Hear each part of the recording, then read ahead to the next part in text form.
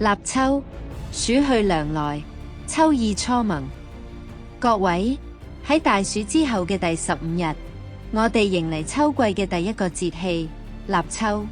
佢通常喺每年8月7號或者8號前後嚟到，標誌住炎熱嘅夏天即將過去，秋天正式拉開序幕。咩係立秋呢？立係開始，秋係收穫嘅季節。古人話：秋，周也，物於此而周斂也。意思係萬物喺呢個時節開始收斂、成熟，將春夏生長積累嘅能量轉化為飽滿嘅果實。雖然立秋帶住一個秋字，但千祈唔好以為天氣會即刻變得涼爽。此時仍然處於三伏天之中，酷熱尚未消退。民間有秋老虎嘅說法，形容立秋後短期回熱嘅現象。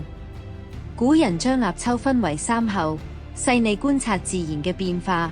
1候涼風至，風中開始帶有一絲涼意，唔會再好似盛夏一樣灼熱。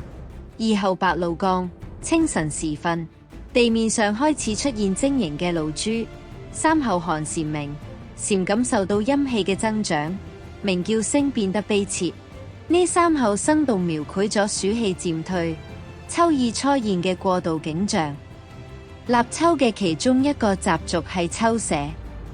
立秋係古代社日之一，稱為秋社。呢一日，官府與民間都會祭祀土地神，感謝土地賜予豐收，並祈求來年風調雨順。祭祀後，人們會分食祭肉，聚飲慶祝。對農民而言，立秋係作物成熟嘅關鍵期。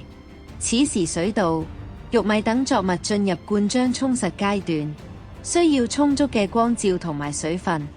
農諺話：立秋3場雨，俾稻變成米。